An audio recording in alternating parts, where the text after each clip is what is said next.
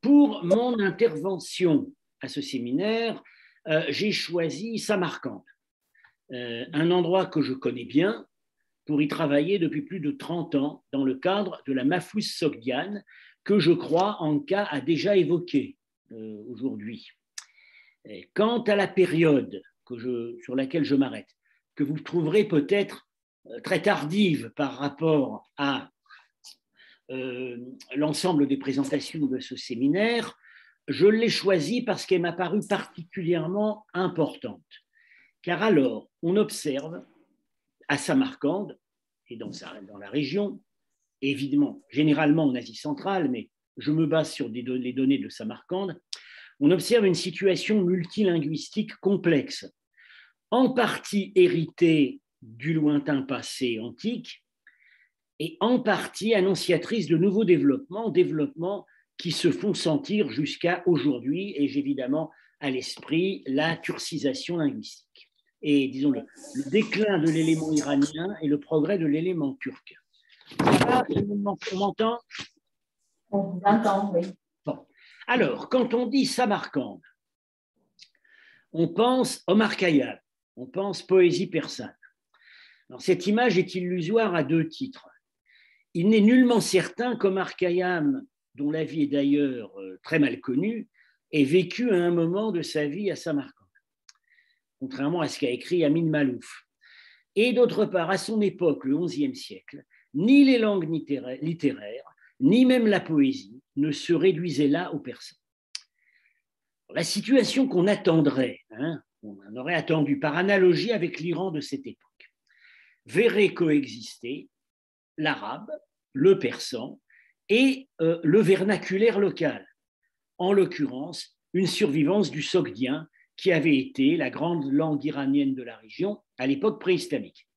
En réalité, c'est plus compliqué. La complication est venue d'une part de la progression lente de l'élément turcophone, et ce depuis le VIe siècle, et d'autre part de la présence de fortes minorités religieuses qui ont introduit ou artificiellement prolongé deux autres composantes, l'une iranienne, le sogdien littéraire, l'autre sémitique, le syriaque. Alors, on commence par l'arabe et le persan, alors en situation de coexistence, comme dans tout le monde iranien de cette époque. C'est un partage où le domaine privilégié de l'arabe va peu à peu se trouver réduit à la grande prose, puis finalement à la religion. Par un apparent paradoxe, c'est dans les régions les plus orientales du califat, là où le pélévi, ancêtre du persan, n'avait pas été parlé, que le persan, le nouveau persan, ressuscite au IXe et Xe siècle, en grande partie sous la dynastie des Samanides, en absorbant un stock considérable de vocabulaire arabe qu'il a gardé jusqu'à aujourd'hui. Ce nouveau persan devient en quelques générations la principale langue des villes d'Asie centrale, en se diffusant à partir du milieu des dignitaires et des scribes de la cour samanide, d'où le nom de Dari, c'est-à-dire langue de la cour, sous laquelle est connue cette première variante du persan. Il faut aussi tenir compte des garnisons. À la fin de l'époque omeyyade, la garnison de Samarcande comprenait 12 000 hommes, familles et esclaves non comptés, qui venaient d'Irak et dont certains devaient être plus iranophones qu'arabophones. Par ailleurs, des soldats ont dû aussi venir de Merv, qui a été l'un des creusets de la formation du néo-persan. Merv, l'ancienne grande capitale orientale des Sassanides. Mais la principale capitale samanide n'était pas Samarcande, c'était Boukhara. Et de ce fait, la Nisba Samarcandi figure assez peu dans l'onomastique des écrivains fameux de cette époque. Par exemple, Roudaki, l'un des fondateurs de la poésie persane, est originaire d'un village de montagne et a fait sa carrière à Boukhara. À côté de cela, les sciences profanes emploient encore l'arabe, et cette règle durera jusqu'aux encyclopédies persanes du XIIe siècle. Le grand savant Al-Biruni, autour de l'an 1000, qui était pourtant un patriote du Khorezm, son pays natal au sud de la mer d'Aral, Biruni déclare que l'arabe est la seule langue propre à formuler et diffuser la science. Même le genre historique peine à passer au persan. L'histoire de Boukhara, notre source principale sur l'histoire préislamique de la ville, nous est parvenue dans un abrégé persan mais qui était à l'origine en arabe. Au XIIe siècle encore, le polygraphe Nizami Arudi Samarkandi est assez représentatif de ces va-et-vient linguistiques entre les deux langues de culture. À côté de son livre des 7 vizirs, qui est un rifacimento en persan raffiné d'un ouvrage en prose qui était déjà la traduction d'un livre arabe, ultimement indien, nous avons de lui un traité politique, les buts de la politique dans les situations où s'exerce le commandement, traité où il recompose des sentences en arabe et les commente en persan. Donc vous voyez que c'est tout sauf simple. Mais alors, qu'est devenu le persan, le sogdien, qui avait été tout de même la grande langue des caravanes de Byzance à la Chine au 7e, 8e siècle.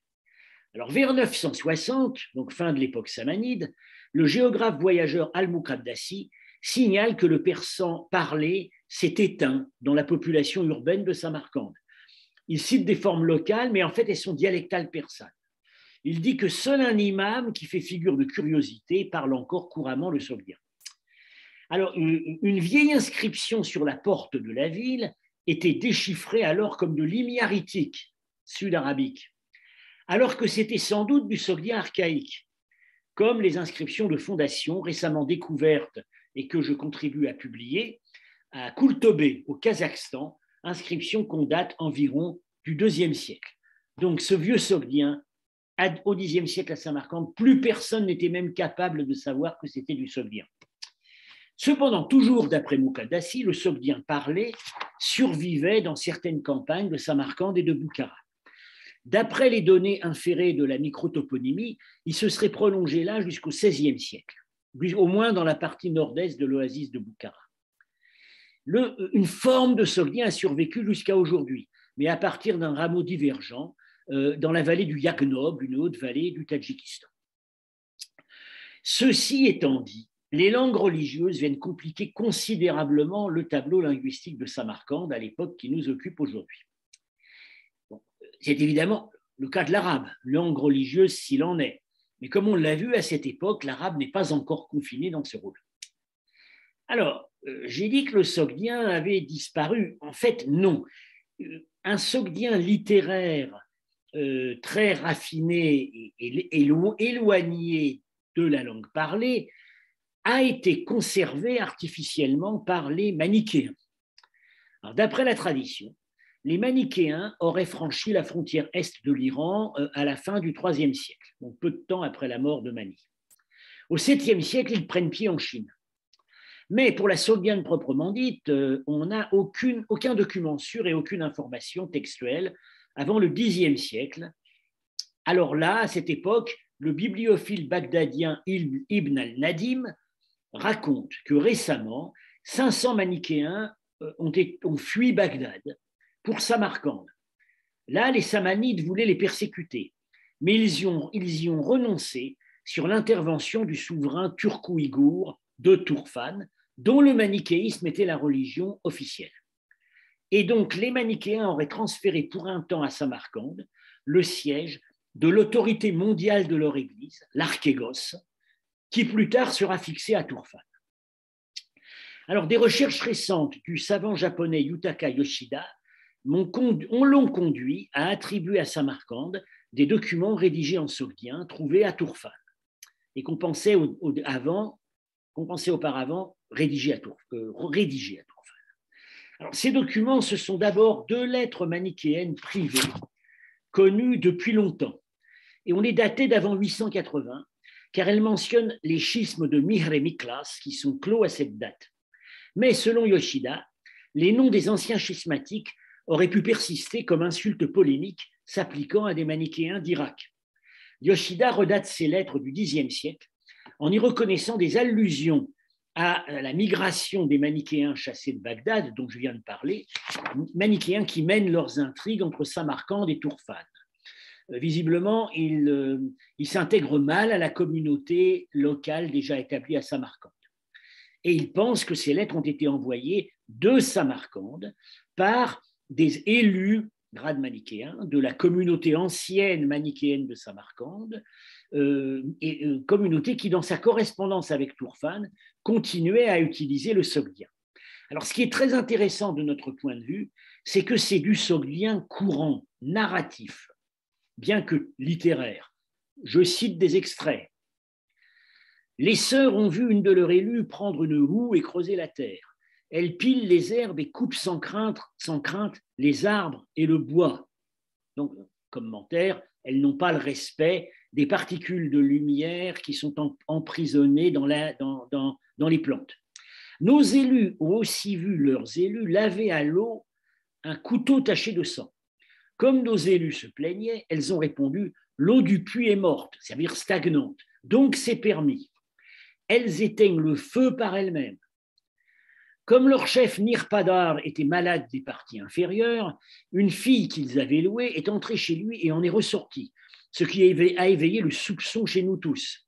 Elle a répondu aux 4 élus qui l'interrogeaient « Je lui ai pris 2 fois du sang par la porte de derrière et je le ferai encore une fois. » Bon, là, on baigne dans l'impureté totale. Alors, une autre lettre dit « Telle est la coutume de ces Syriens sales et avares. » Par Syriens, il faut entendre Irakiens. Ils ont l'expérience et la pratique de la division et de la querelle, car c'est l'esprit de division qui les commande. Alors, il y a aussi, étudié par Yoshida, 3 lettres découvertes ces dernières années dans une grotte de Bezeklik près de Tourfan. Elles aussi sont en écriture sogdienne, pas seulement la langue, mais aussi l'écriture sogdienne. Elles ne sont pas dans l'écriture spécialement inventée par les manichéens. Et elles sont très différentes des précédentes. Ce sont des messages officiels, comme vous voyez, luxueusement enluminés, envoyés à un personnage qu'on appelle le Mojak de l'Est. Alors, ce titre, qu'on traduit apôtre ou enseignant, désigne le 2e grade de la hiérarchie manichéenne mondiale. Mais Yoshida pense qu'en l'occurrence, ici, il s'applique à l'archégos, depuis peu transféré à Tourfan. Par certains personnages mentionnés qui sont connus par ailleurs, Yoshida date ses lettres du début du XIe siècle, dernière période faste du manichéisme à Tourfan. Elles y ont été envoyées à l'occasion de la fête du Nouvel An. Contrairement aux précédentes, elles sont presque totalement vides de contenu informatif. On n'y trouve que des formules laudatives, des vœux pour divers membres de la communauté, un rappel des services religieux célébrés. À les lire, on se demande pourquoi elles ont été écrites. Jean-Daniel Dubois me suggère qu'elles accompagnaient des transferts de fonds. C'est un langage hiératique et conventionnel, rempli de formules toutes faites, qui, contrairement à la langue des lettres privées du siècle précédent, ne semble plus traduire un usage courant de la langue.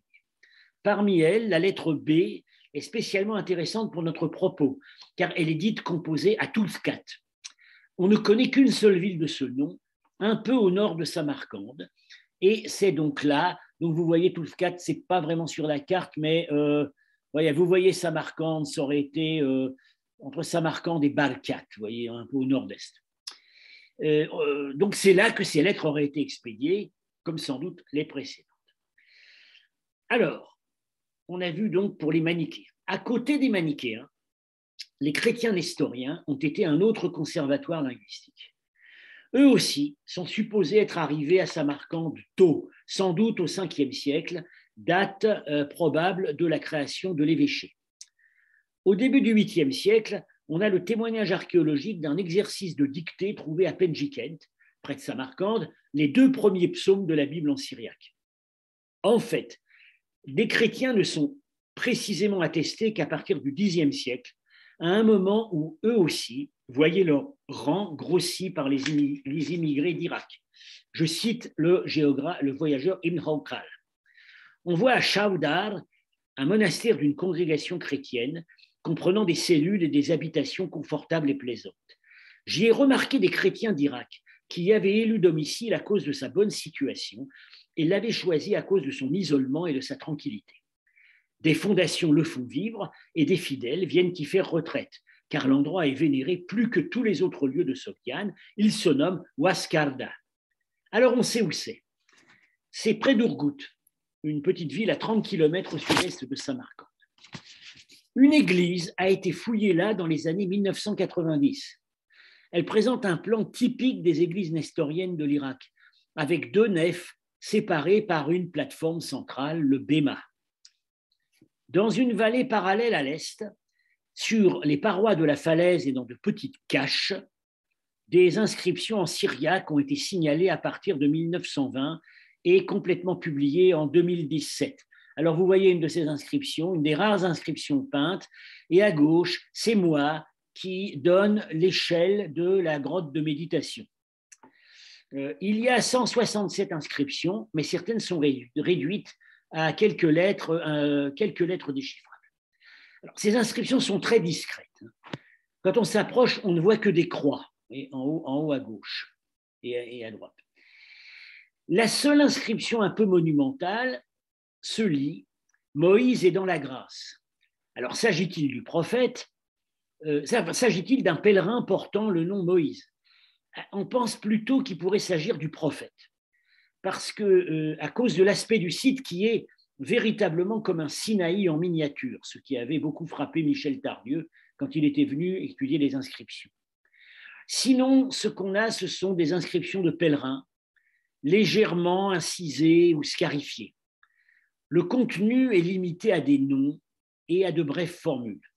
Puisse le pécheur Yohanan avoir merci dans la paix, un tel a fait la vigile, un tel a fait le signe de la croix vivante, un tel demande qu'on se souvienne de lui, Hosanna. Sont mentionnés quelques prêtres, un interprète, Mefashkana, un interprète de l'écriture, Mefashkana, mais rien qui indique spécifiquement des moines, il n'y a aucun nom féminin.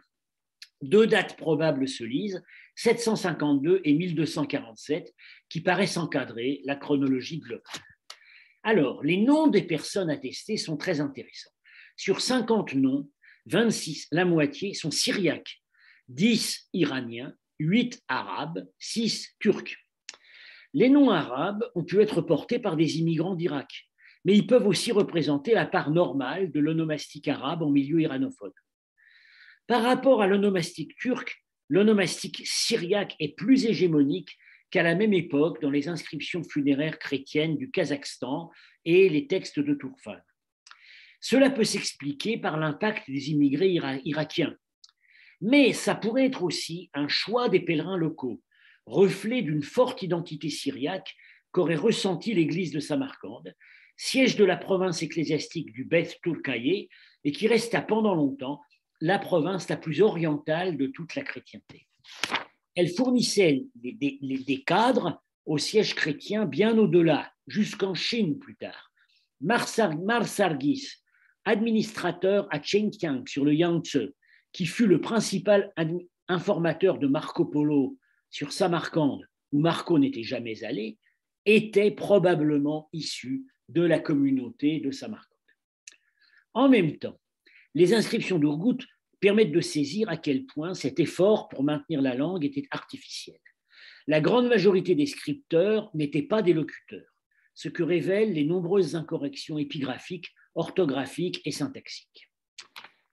Alors, pour en terminer, dans cet inventaire linguistique, il y a un grand absent, le turc, pourtant très présent dans l'onomastique aristocratique de la Sogdiane dès avant la conquête islamique, le turc qui a fourni un nombre significatif de mots aux Sogdiens, puis qui a été la langue des dirigeants de Samarcande à partir de l'arrivée au pouvoir des Karakhanides en 999. Les deux principales défenses et illustrations de la langue turque sont écrites peu après, vers l'époque qui nous concerne. D'abord, le Diwan Lughat at-Turk, compendium des dialectes turcs de Mahmoud Kashgari, et le Kudatlubilik, sagesse de la gloire royale, de Youssouf Balassagouni, tous deux composés dans les années 1070 pour la cour karakhanide orientale de Kashgar, donc bien à l'est, et qui ont circulé plutôt en Iran seldjoukide. Dans le pavillon de plaisance des souverains karakhanides de la citadelle de Samarcande, fouillé par Yuri Kariev, la bénédiction au propriétaire est en arabe.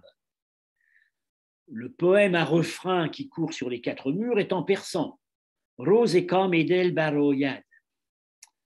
Il n'y a pas d'indice de ce que, rien en turc, il n'y a pas d'indice de ce que les Karakhanides occidentaux aient patronné les lettres turques. Il y a en fait un décalage considérable entre la première affirmation du turc littéraire à la cour ouïghour de Tourfan au Xe siècle et la promotion du turc dit Jagatay par le vizir Alisher Navaï à Hérat et en Transoxiane au XVe siècle. Sous sa forme moderne qu'est la langue ouzbek, le turc est aujourd'hui la principale langue officielle du pays face au persan en voie de marginalisation. Je conclus sur ce point en citant le jugement porté par Viola Allegranzi à propos des inscriptions monumentales de Ghazni en Afghanistan, qui sont toutes en arabe et en persan, bien que célébrant les Ghaznévides, une autre dynastie turque de cette époque. Le turc s'avance masqué. Je vous remercie et j'attends les questions et les commentaires.